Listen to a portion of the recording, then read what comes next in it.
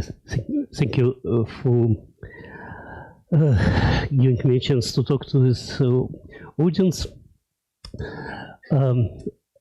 I thought I have to explain why people who are interested in gravity should be also interested in fluid mechanics. This is, I'm going to start from this. Actually, from my experience, the word fluid mechanics or hydrodynamics cause different reactions of different group of people.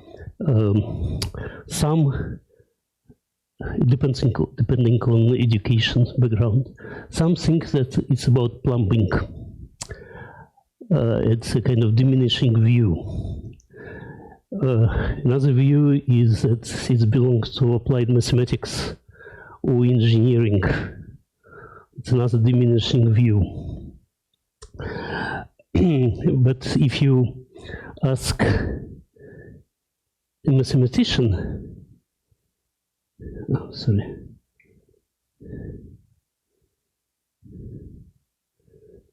It doesn't work. Okay.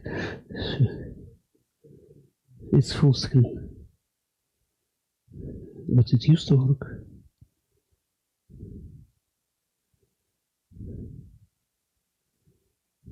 It used to work. But if you ask mathematicians what does mathematicians thinks about hydrodynamics, for them it's obvious that it's a premier subject of differential geometry, and very respective subject. Yeah. As usual, there's something wrong with this machine, with this connection.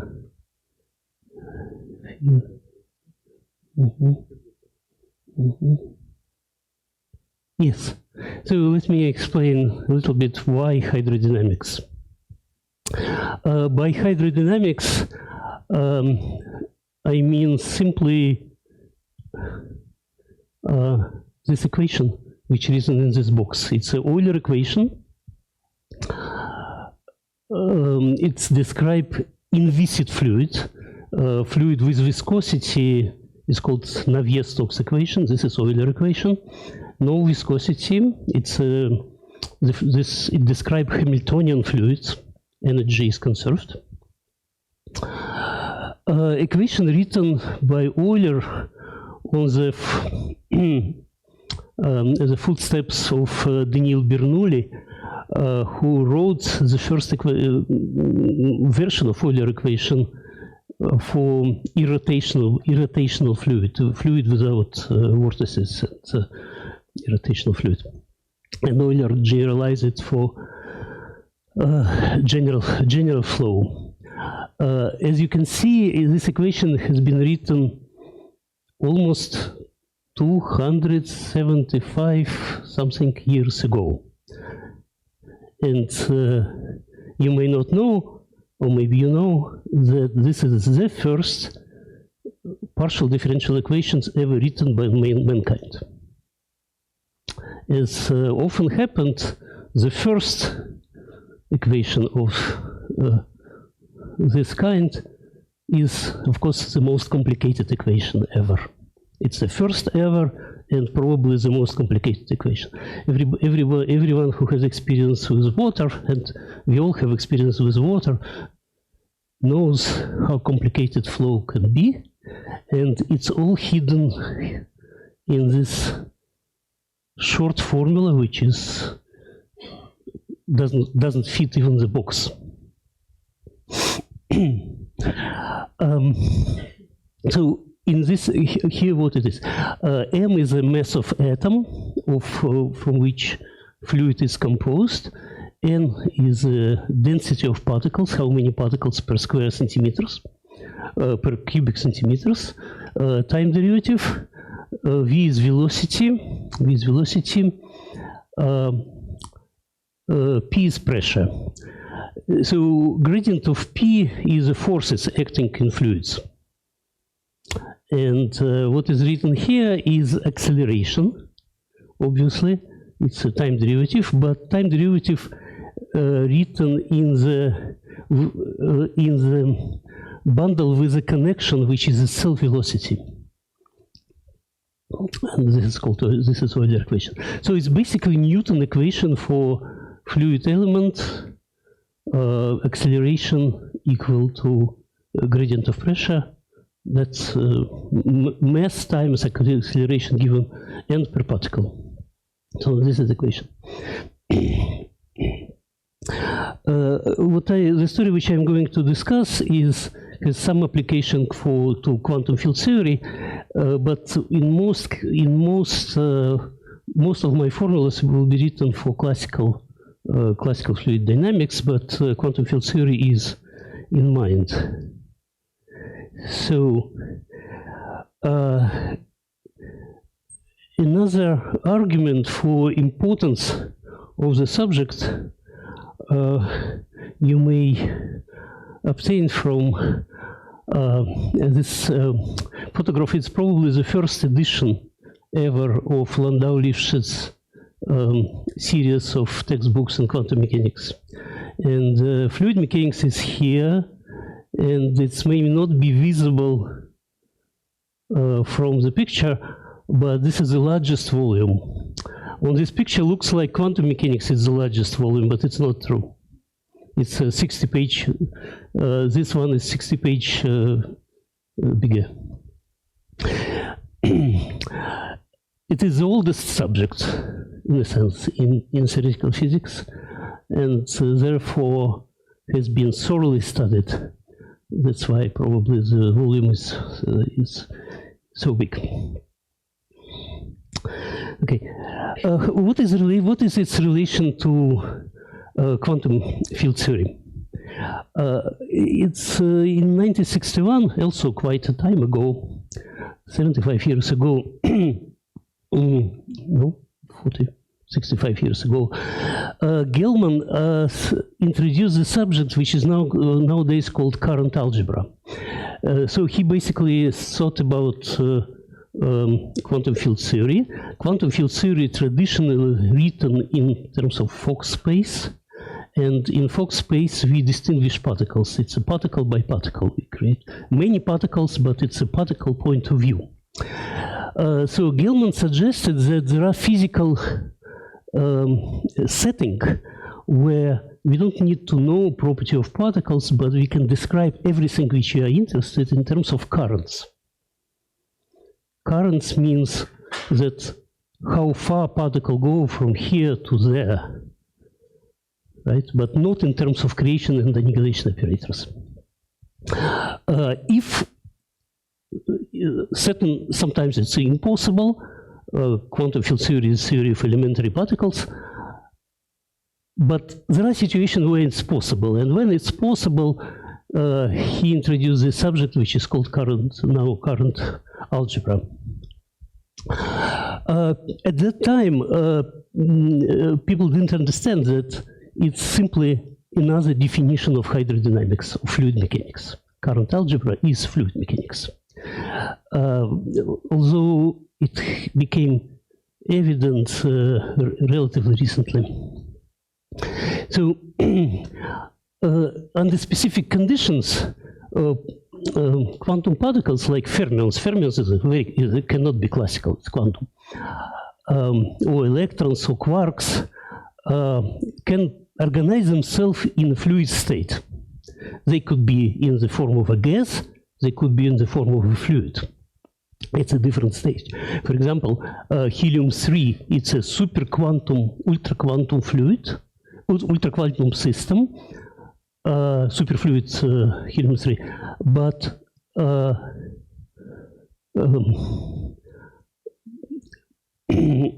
it's a fluid. So there are some statements, popular statements, that quark-gluon plasma, which appears in heavy ion collisions, also form a fluid for a very short time, astronomically short time, but sufficient to measure, form a fluid, quark-gluon plasma. I don't know in which extent how much is true in this, but this is a common point of view. If we consider low dimension, for example, 1 + 1 dimension, the lowest possible, then probably everybody knows that fermionic system in 1 + 1 dimension could be so-called bosonized. What does it mean? It means simply that it's fully described by current algebra. And it means that it's always fluid. So fermions in low dimension, confined in 1 dimension, as soon as they start to interact, they form a fluid. In high dimension, that's not the case. It could be fluid or gas. And I would like to ask the audience as an entertainment, what's the difference between gas and fluid? What is fluid? Just help me. I'll come back to this question. It's a very important question to me and for this talk. But can somebody tell me, somebody brave tell me, what is a fluid?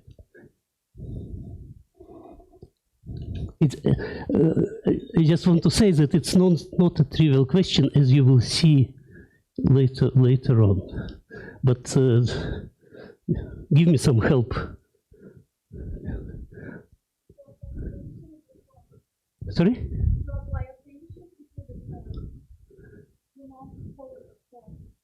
Yes, and but a metal sheet also can be deformed, right? And it's crystal.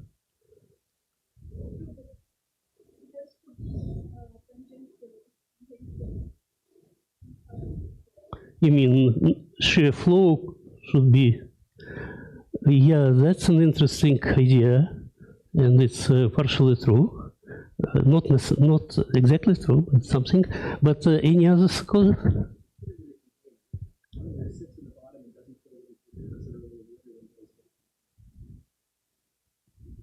No, they interact. They interact.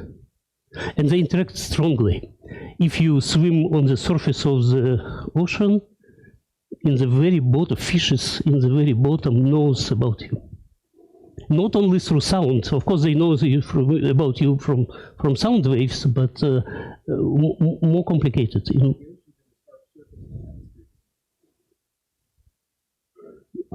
That's interesting. Right, but let me running ahead. And first of all, chemists do not distinguish fluid and gas. For chemists, fluid is simply dense gas. They don't see the point.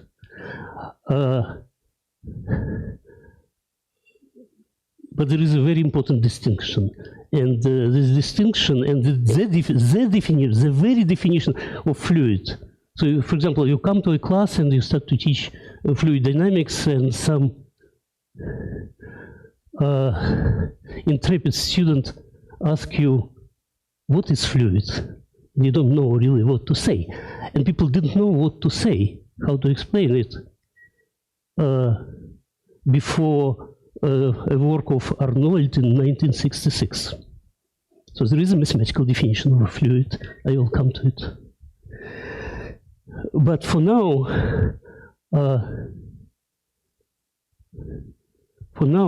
fluid is something which is described by this equation.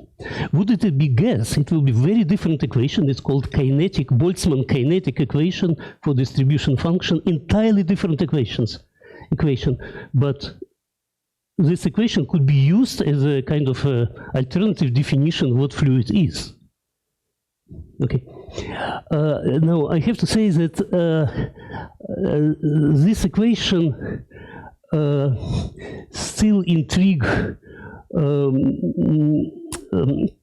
but mostly mathematicians. They don't really understand what is written here, and try to make sense to this equation. And the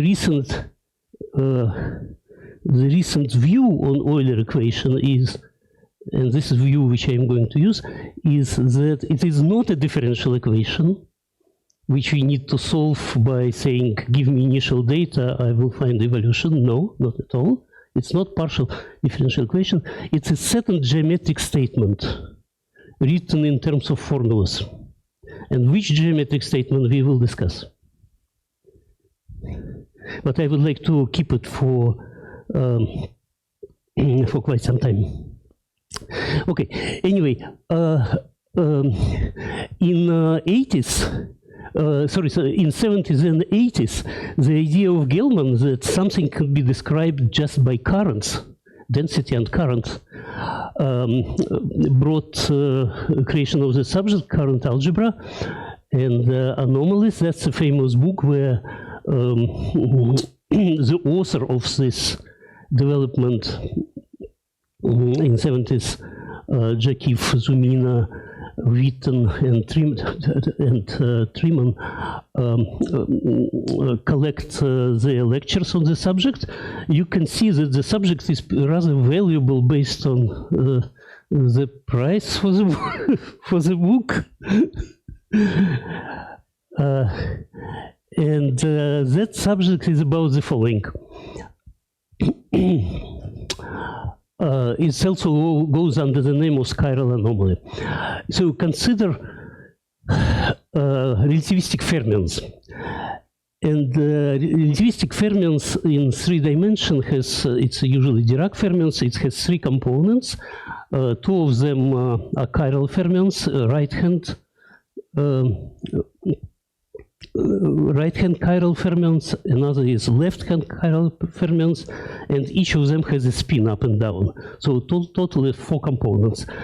While fermions, it will be easier for me to talk not about Dirac fermions, but for while fermions, it's fermions where the left component, the left chiral component simply omitted, it's 0.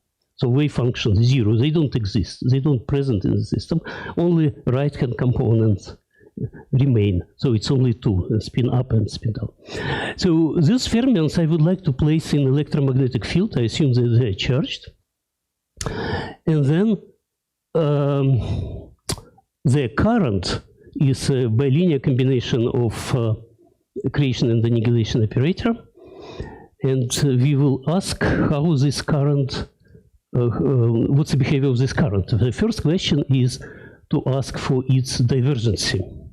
I will use differential notations, differential forms, but I hope it will not create problems, but it saves a lot of space by omitting indices. So divergence of this current. Formally, classically, the problem is gauge invariant, and by Noether's theorem, divergence of the current must be 0. But it was found in 1969 by Adler and Bell-Jakif. It's 2 independent papers published in the same volume of Physical Review Letters, that divergence of the current is not 0 despite of obvious gauge invariance, but no, it's proportional to a product of Maxwell tensor times its dual tensor. This object is being written in components, simply a product of dot product of electric and magnetic field. How it has been found in the following manner: people try to compute divergence diagrammatically in perturbation theory and found that all diagrams are diverged to infinity. So it could get any value. And to make regularization reasonable, the only reasonable regularization prevent the current to be conserved. And if it doesn't conserve, but it's equal to very specific combination of electric and magnetic field. So where does it come from? It comes from understanding of the ground state of the Fock space of electrons in quantum field theory. So that is a statement is not about dynamics, but rather about kinematics and the constitution of the Dirac C. Dirac C, as you know, goes to infinity, so to minus infinity, and it has to be regularized at the bottom. This regularization must be physically viable, and if it's physically viable, that's necessarily come to this formula. Okay, we will discuss this formula later on. People, when it has been found, the surprise that the system which is formally gauge invariant actually not gauge invariant, otherwise this divergence will be zero, get a name of anomaly. Something anomalous happened, but that's a measure. Nowadays, this formula is not subject of derivation of regularization diagram. It's a sort of it's a fundamental postulate of quantum electrodynamics. If you ask what is quantum electrodynamics, you write Lagrangian. It doesn't mean much because it's not clear how to regularize operators sitting in the same point. So you have to add important footnote that the current divergence of the current is not zero, but equal to this interesting combination. Okay. That's okay. Now, let me explain a little bit about this anomaly before I come to fluid dynamics. This is just quantum field theory. So that's anomaly equation which I rewrote, and let's try to understand it. The best way to understand it is to write it globally. Namely, I take zero component of this current, which is the density of particles, of electrons, and integrated over space. That will be total number of particles in the system. Of course, total number of particles is very large, but it's not infinity, but it's maybe 10 to the 12, but it's a large number. But it's a number, and this number is necessarily integer. Even if it's 10 to the 12, it's still integer. Okay, now using this, now let's take this equation and integrate it. First we integrate it over space, and then we integrate it over time, over the cylinder which runs, kind of a process which runs from time 1 to time 2, right? Because electric field is a time derivative of gauge potential, we can always take this integral. It will be space. We end up with the space integral of the object A dot B. B is magnetic field, A is a gauge potential, and this object is what is called Chern-Simons term. And usually when we talk about Chern-Simons term, people think about non-abelian gauge field, but for simplicity, let me consider abelian. So it's simply Maxwell quantum electrodynamics. Okay, therefore we observe the following result, that number of particles tomorrow different from number of particles today by this interesting integral, and K is an integer parameter which tells how many species of fermions, different species of fermions. It's a phenomenon. Okay, so to understand what's the difference between to understand what's particle production, difference of particle today and tomorrow will be equal to the integral of this Chern-Simons, but not to it, but a difference taking in one time, today and tomorrow. Okay. This integral of this Chern-Simons term, A dot B, actually studied by Gauss, also in 1820, pretty long ago. And what he found that this A dot B simply always an integer, in this integral always an integer, and that's what we will anticipate because on the left-hand side, okay, in integer, and has a geometric meaning. Geometric meaning is the following. Suppose, consider magnetic field, and let me think about magnetic field as a flux, or collection of flux, for example, just magnetic flux. So magnetic field is inside this small cylinder, which is called flux tube, and no magnetic field outside. So if in the system without boundary, those flux tubes are necessarily closed link. There is no boundaries. Otherwise, they end up on the boundaries. But if there is no boundaries, it's a closed loop. And then another magnetic flux could be linked or unlinked, or linked or not linked. it's two loops.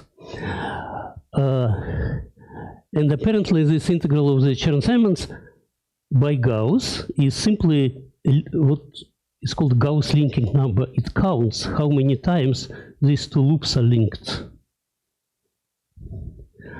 So the difference between today and tomorrow will be non-zero if these loops being linked somehow unlinked in the process. Then the linking number changing in this picture by 1, and then this number changing by 1. And therefore anomaly, the meaning of anomaly says that if you have electrons all around, it's a quantum electrodynamics, electrons all around, I ask an engineer to switch on magnetic field, create flux tubes. I ask this engineer to do something with his magnet in time such that magnetic loops change their linking number, and suddenly my system asks to be, I assume that my system is connected to the big reservoir of electrons, and it's call electrons from this reservoir to change this, the total number of particles. This is 10 to the 20, this is 10 to the 20, but the difference could be 1, and this is difference is a small number, and this is how many particles the system swap from a reservoir which is connected if the engineer make a process in which magnetic fluxes change the linking number. And that's the meaning of anomaly. Initially, when it has been found, it appears in the local way. It was not well understood, but nowadays we understand that if number of particles will ever change, it must be changed by an integer, and the only integer which you can make out of electromagnetic field is a process which linking unlinking. This is a topological invariant, and number of particles is sort of topological invariant, so there is no other ways to connect them. So nowadays we don't compute this formula. It's a sort of a postulate, although it could be computed out of regularization of Fermi of Dirac C.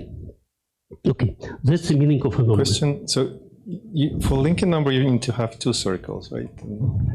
Two circles, right?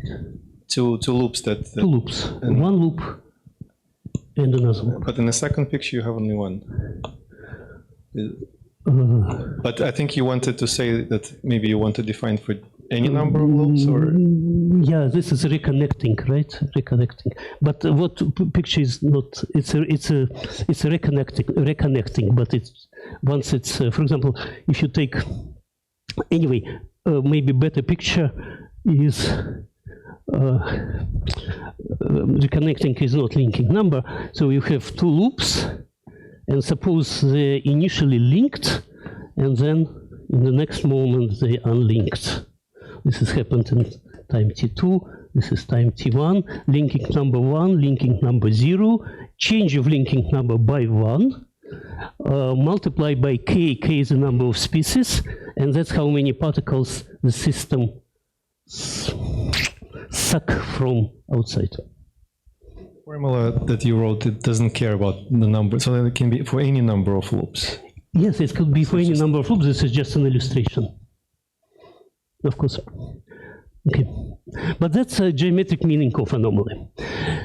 Now, now we know that if fermions interact, for example, atoms of helium-3 or quarks, they interact, and then people from the laboratory tells me that helium-3 atoms form a fluid. If they form a fluid, then I know how fluid move, because there is only one forever Euler equation. It must be moved by Euler equation. But then another people tells me that helium-3 it's in the state, in the phase A, while fermions, and they must feature anomaly. Then I ask, does this equation feature anomaly? And that's a question which I'm going to discuss. Apparently it doesn't, but it should. Or something doesn't fit. So helium-3 is fluid. That's for sure. I trust a person who works in the lab. He knows that it's fluid. It's superfluid, in fact. Also, it consists of Weil fermions. Then it must feature this anomaly. But from another point of view, it's a fluid. It must move according to Euler equation. Does Euler equation feature anomaly? No. Okay, so this issue has been resolved very recently, maybe decade, and the story which I'm going to say is about that. So would it be possible to modify this equation somehow such that it will feature this phenomenon? Okay, and I explain why it is not simple. Not elementary. But first, what is Euler equation? There is a this is a Euler equation proper. It describes dynamics, fluid motion, but it must be complemented by another two equations. Let's count how many variables here. There are three components of velocity, one pressure, it's 4, and the density of electrons, 5. So it's actually equation which has, it's 3 equations written for each component of velocity, but the number of variables is 5. So they must be complemented by another 2 equations. One is continuity equation, that particles don't, if you have 10 to the 20 particles in my glass of water, it will be forever 10 to the 20 particles, atoms in the glass of water. And then there is another one, so-called adiabatic equation due to Laplace, which was written 100-something years ago after Euler, that the entropy from which pressure depends on is advected by the flow. Now we have this 5 equations, 3 here and another here. So pressure generally depends on density of particles and this parameter S, which is sometimes called entropy, but it's not necessarily related to any thermodynamic, Boltzmann thermodynamics. It's simply some quantity. It could be ink, for example, but it should be 5. Okay. For dimension of the space-time is 4, but number of equations should be 5. Okay.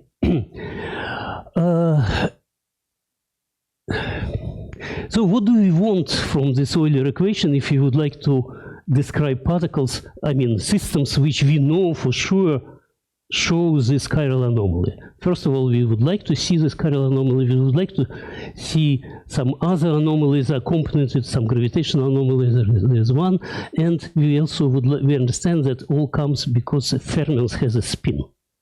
It's relativistic fermions, so they have a spin.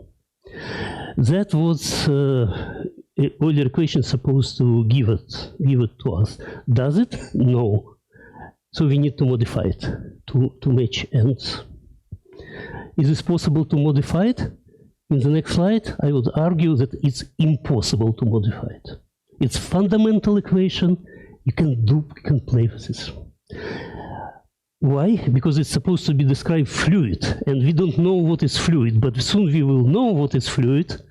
And if we would like to do something with this Euler equation to modify it, we must be sure that it still describes fluid. You can modify it in many ways. It's, after all, it's a partial differential equation, but as soon as you touch it, it stops to describe fluid. Right? As I said, the Euler equation is a certain geometric statement. And if you would like to modify it, you would like to keep this geometric statement intact. Okay. But before I proceed, I have to say a few basic facts from Euler equation. So this is my five equations, full set of equations, but it's important to understand what is written here, and it's not at all simple. People start to understand what is actually written here from Hamiltonian perspective, from perspective of canonical formulation of mechanics, probably only in 70s, only late 70s, relatively recently. But the main point is the following, that velocity, which is for Euler is a major kind of object, he knows that it's particle, it moves with given velocity, apparently is not canonical variables in Hamiltonian mechanics. If you would like to understand canonical variables, it's a wrong variable, and the right variable is current, particle current. It's a four-component object, which time component is it's simply density, and space-like components is density times this velocity. So that's a major object. And canonically conjugated to it with respect to energy of the fluid, which depends on density and this parameter S, is called momentum. It's a four-component object which depends, fluid momentum, depends on its time component is a chemical potential, and another is Galilean momentum, mass times V. So these two, they are conjugated to each other, and they conjugated with respect to pressure. If you take pressure, express it through chemical potential, for example, and differentiate, which is momentum, we differentiate, you will get number of particles. This is a kind of conjugation between these two variables.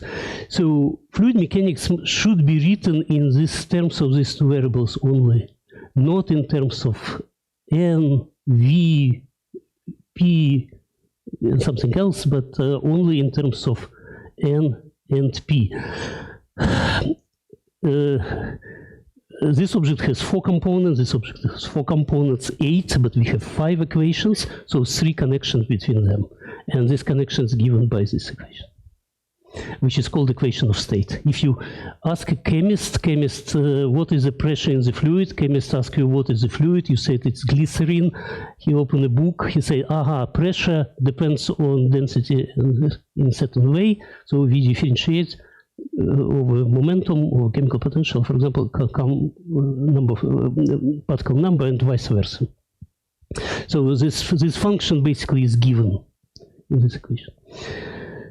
Okay, so if you attempt to write these equations in terms of these canonical variables, they are a little bit simplified and becomes in a little bit more compact form, and there becomes 2.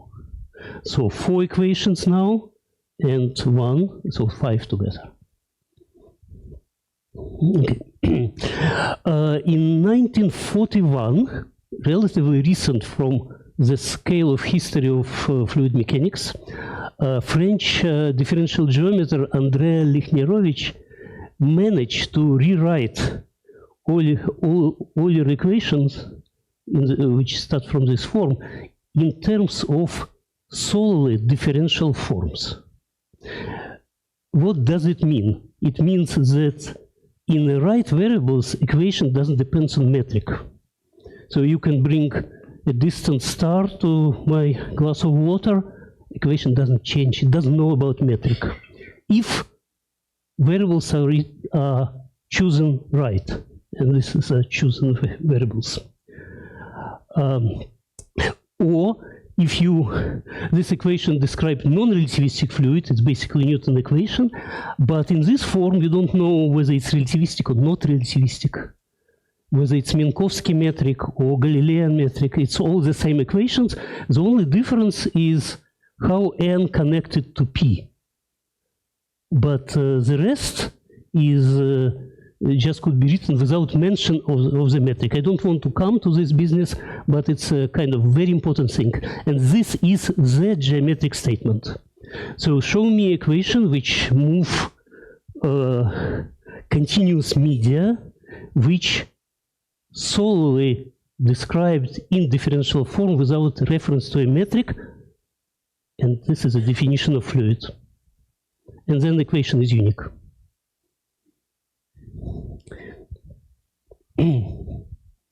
Okay, so a little bit more about canonical variables. It's better to describe them in differential forms, but you understand what it means. First of all, instead of particle current and mu, it's a vector field. It's better to consider particle flux, how many particles cross the certain surface in units of time. It's given by anti-symmetric 3 tensor, which is called particle flux 3 form, differential form. Its Hodge dual is what we called particle current, vector current.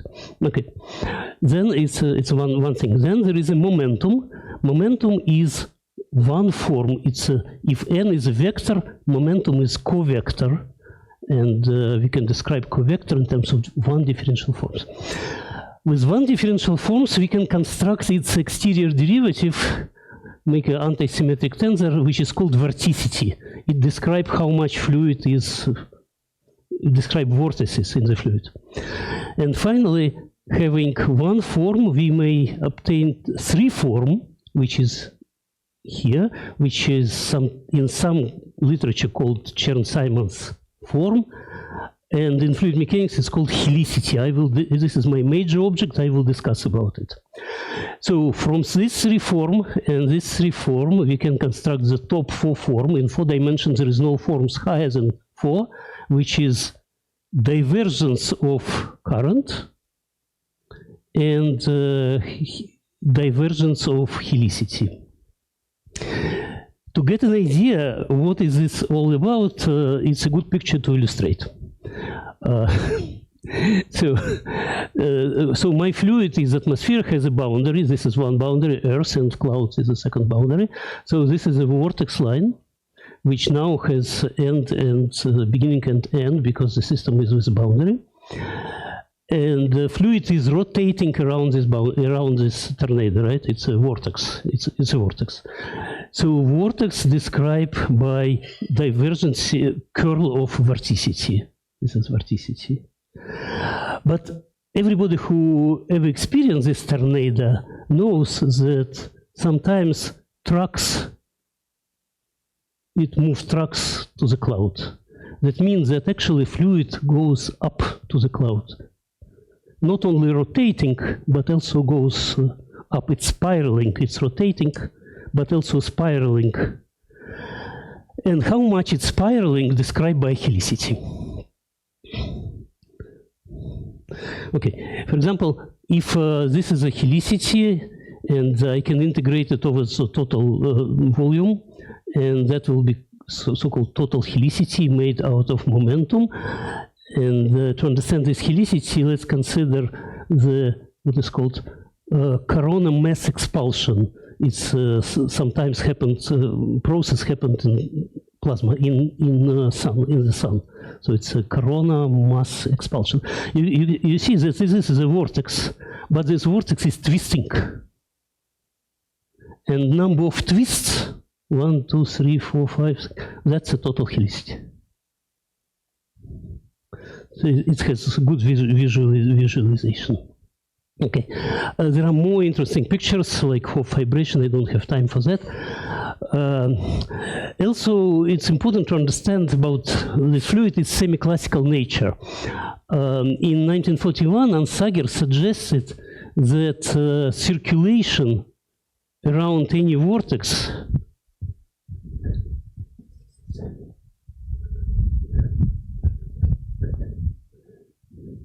here.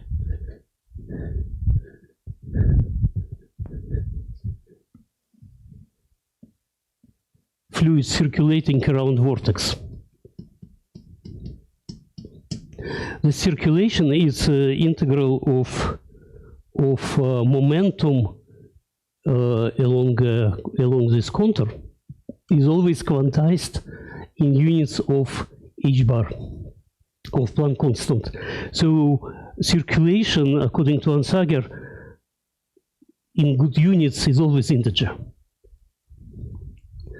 And argument for that is very interesting. It's basically he understood that quantum mechanics, quantum fluids are impossible unless this circulation is quantized. But they, at the time, they knew that there is a helium-4, which is quantum fluid. And for very existence quantum fluid, circulation must be quantized, and later in '68, I guess, it has been experimentally verified. Certainly helicity, as we described, it's a number of twists around the vortex.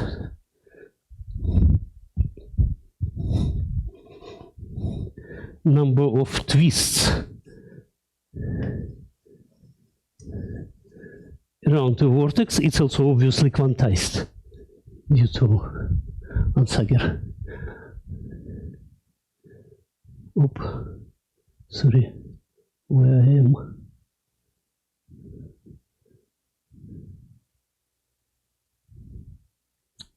Sorry. Oop. Now I don't know how to come back. It's a disaster. Just a moment. There are several talks here, so no worry, I will finish soon. Okay. Now, my next point before I come to the business is what is fluid? According to Arnold, fluid is, this is the definition, fluid is a substance which moves according to the action of the group of diffeomorphism of space-time. That's the definition of what is fluid. It's a very deep definition, and I wonder whether you appreciate it. For example, what is diffeomorphism? Diffeomorphism is simply change of coordinates. That means that if there is a motion of the fluid, and I consider the time slice, for example, my fluid particles are here, then I consider there, then the flow can be the change of this position and this position to this with respect to this position can be done by smooth, infinitely differentiable change of coordinates.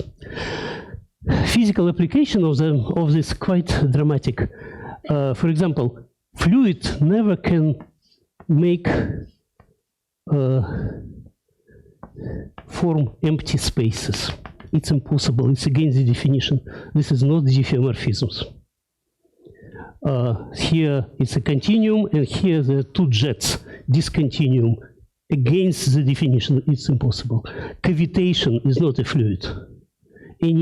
For example, Exodus story with when the Red Sea kind of break apart and move apart, it stopped to be a fluid.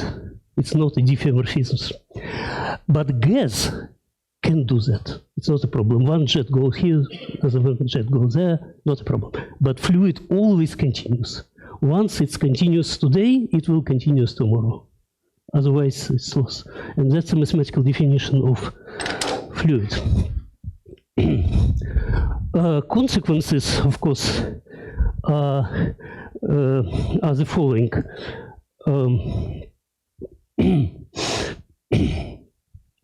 Under diffeomorphisms, change of coordinates, vector field, which is particle current, transform as an action of Lie derivative with respect to this diffeomorphism, and this is a formula, how it's transformed. Momentum, which is one form or covector, also transformed by action of Lie derivative, this is another formula.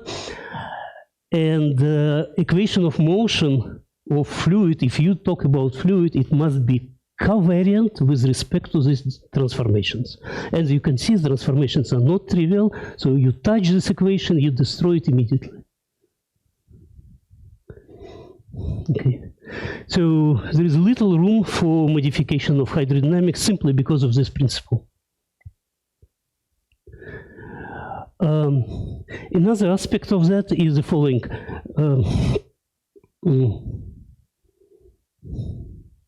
Another aspect of this is the following. When we derive equations for Hamiltonian mechanics, we can use Hamilton principle, which means we write an action and find extremum of the action and relation between variables, which gives me extremum of the action, is my equation of motion. Not here at all. Euler equations are what in quantum field theory we called word identity with respect to diffeomorphisms. It's not following from Hamilton principles, but following from the statement that equations are that there is a fundamental symmetry, that fluid is a statement about symmetry. And then word identity with respect to diffeomorphisms leads to Euler equation. And this is Arnold, 1966. Okay. Okay, now let me come back to anomaly. It's convenient, a little bit technical slide, but I try to make it simple. Okay, when people compute anomaly in quantum field theory, they assume that the system is in the vacuum, doesn't move anywhere. Then divergence of number of particles, of currents, is equal to this E dot B, or F of U formula. However, if it moves and states are not at rest, but any other states, it has to be characterized by momentum. And the way gauge invariance suggests the way how to generalize this formula for a moving system with a certain momentum. Every time you see gauge field, and you see it here, you change it by what is called canonical momentum, which is kinematic momentum plus the gauge field. And every time you see magnetic and electric field or Maxwell tensor, curl of A, you change it by exterior derivative of curl of canonical momentum, which happen to be vorticity. That's a general rule. So vorticity in presence of electromagnetic field is modified by adding Maxwell tensor to kinematic vorticity, and that's a statement of the gauge invariance. Okay.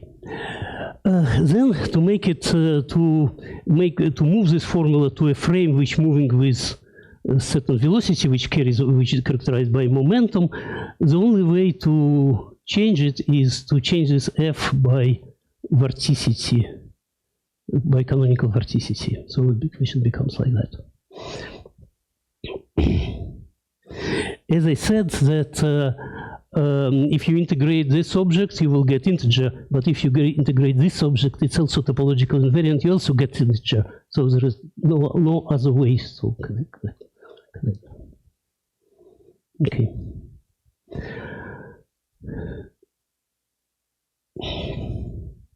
Okay, I skip this slide.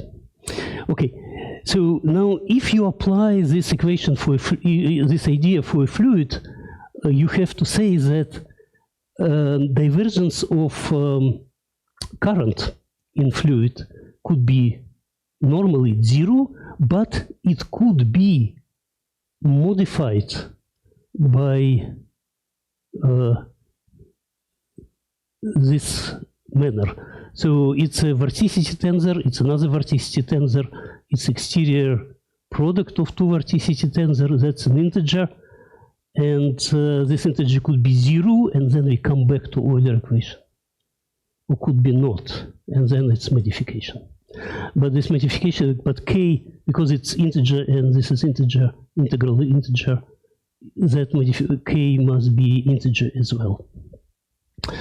So suggestion to modify hydrodynamics is basically the following.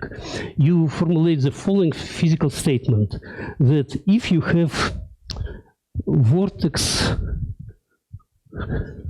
loops, not magnetic loop as discussed before, but vortex loops. That's a fluid circulating around this vortex loop. And here it's another loop vortex loop when fluid is circulating around that. So what this formula describes, then as soon as one vortex loop being linked with another vortex loop unlinked,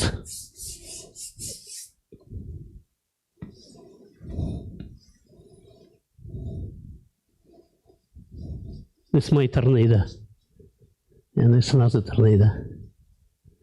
Unlink, the system asks to bring to the system a certain number of particles to compensate equal precisely the linking and unlinking number. And that's described by this equation.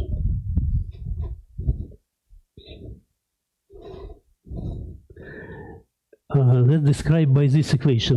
Divergence of the number of particles, which how many particles the system suck from the reservoir, is equal to this topological form. It's a differential form, which integral is integer, and it's called linking number, and that's different. And this integral linking number supposed to tell how many particles are in my glass of water before and after. So vortex loops can really linked and unlinked in realistic fluid. That's a picture made a friend of mine, experimentalist with fluid mechanics. It's a true video image of one vortex line and another vortex loop and another vortex loop linked. Now they move in a very complicated wave, and they are obviously unlinked. In real life, they are unlinked because of viscosity. But in this modification, maybe helium-3A, they simply unlink because my fluid is connected to reservoir. Reservoir can supply particles if my system asks it, and as soon as vortex lines linked, unlinked, system take some particle from reservoir or remove this particle back to reservoir, depending on the sign of the change of linking and unlinking number. Now,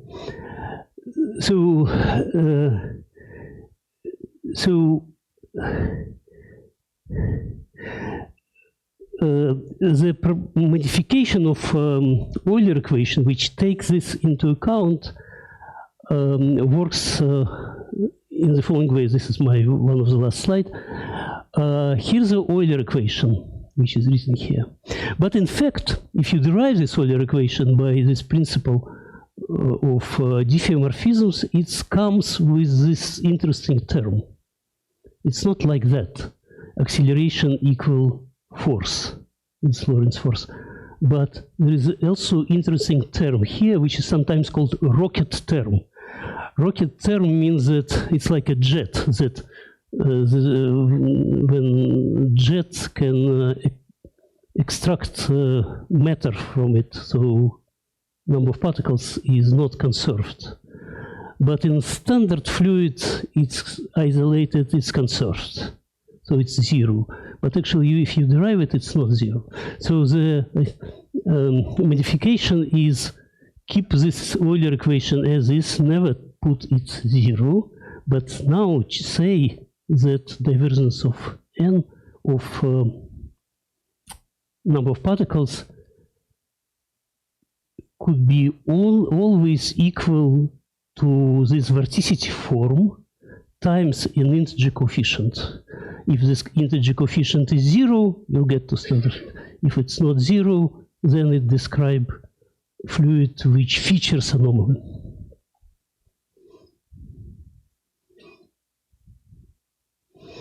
Then forces acting in the fluid are very different because this rocket term, instead of this dn, I'm supposed to substitute here this omega and omega, some complicated combination of momentum equation completely changed. And the way how it changed is that these terms signify that fluid by motion, by vortices, acquire a spin, and spin interacts with the rest of the fluid, and this term shows the interaction. That is the only, we think that it's only possible modification. So basically this equation remains intact because it's basically doesn't know about anything, but continuity equation changed to the particle production equation. And by the way, same happened if you may also include what is called axial gravitation, chiral gravitation anomaly. If R is the Riemann curvature, then there is additional term, so there's some processes with space-time which also change number of particles. And the main question remains whether this modification is covariant under diffeomorphisms to make it fluid.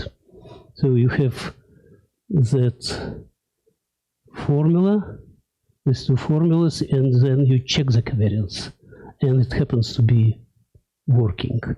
And there is a conviction that this is only one way, to modify it by introducing, by characterizing the flow by this integer parameter k. If k is 0, we come back to standard fluid. Otherwise, more general continuity equation change to particle production equation. And on this notice, I stop.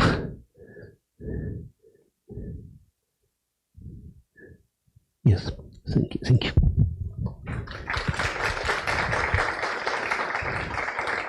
Okay, well, thank you, Paul. Any questions?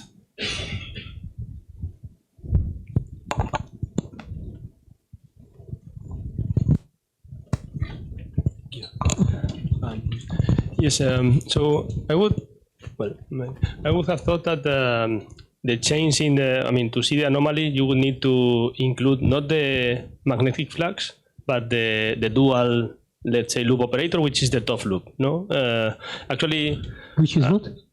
Like it's that is the top loop, the dual, not the magnetic flux, but the dual, let's say. It is.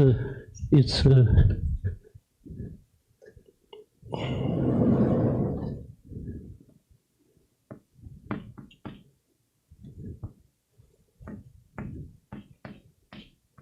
This is magnetic flux, and this is a dual.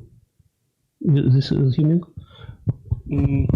No, I mean that, well, maybe nowadays there has been a lot of discussion about the EVA anomaly, and people understand it basically as another way of saying is as the beaten effect. So if you do a chiral transformation on the top loop, which is it will get mixed with the magnetic flux, no? So it will a magnetic charge will an electric charge will be mixed with will become a dion, no?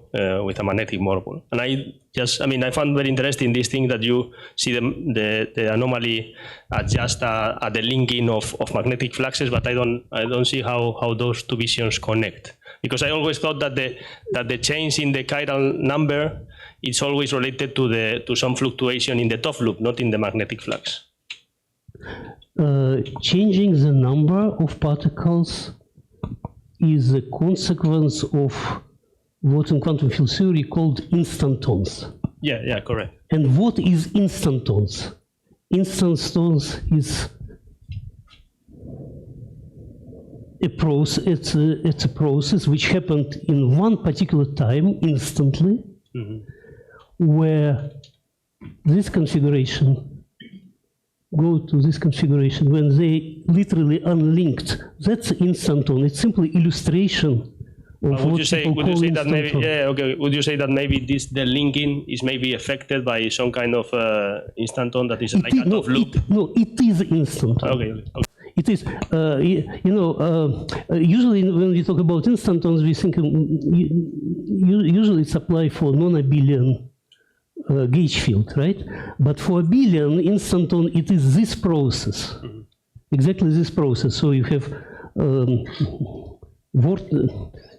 magnetic loops in quantum electrodynamics, vortex loops in fluid mechanics, but otherwise it's links, it's loops, they could be linked. And then they move in a complicated way, and suddenly, in one very moment, unlinked. As soon as that happened, the system call to this reservoir, please supply me a particles. Reservoir asks how many particles? Exactly equal to the linking number. Reservoir says thank you and supply that number of particles. So it is, I'm just trying to illustrate standard things, but, and in a abelian case, it may not so much familiar that in non-abelian case, but easier. Thank you. Other questions? So I want to ask one is about an Onsager quantization. So what does it mean for classical hydrodynamics? It seems like should make sense also classically. Yeah, that's a good question, and it's a very interesting question. Let me say,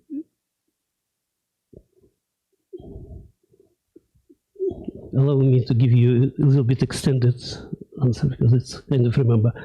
So Euler equation, written 275 years ago. No idea about quantum mechanics, about any quantization.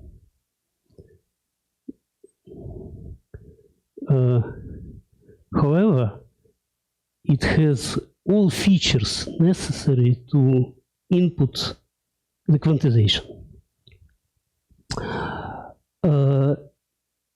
Semiclassical meaning of it is the following. Suppose we have only classical equations. Then we may consider vortices, and vortices has vorticity, curl of momentum of the fluid which is rotating, right?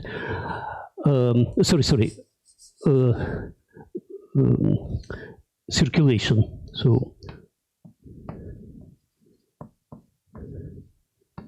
I choose a contour around a vortex, for example, this contour, C, and then compute this circulation.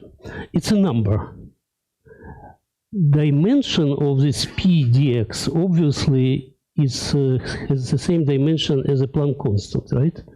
Px is the constant. In quantum case, it's Onsager fluctuation, saying that it's not only Planck constant, but it's integer times Planck constant. In semiclassically, you may ask, can you draw me the vortex, create a vortex? How do you create a vortex? You take a glass of water, put a spoon, and move a spoon, remove the spoon. There is a vortex, remain. Is there any minimal value of possible vortices? Can you create vortices with arbitrary small circulation? The answer is yes. But if you want to do it semi-classical fluid, you must say that there is a lower bound. So no matter what you do, if you create vortex, its circulation more than 0 by a certain amount. And that's a semi-classical limit. So it's not within the equation, it's kind of additional assumption. As soon as you input this additional assumption saying that circulation, allowed circulation is bounded from below, you made the fluid semi-classical.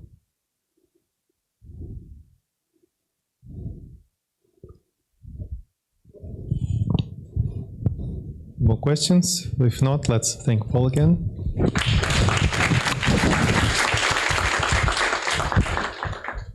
So for a conference.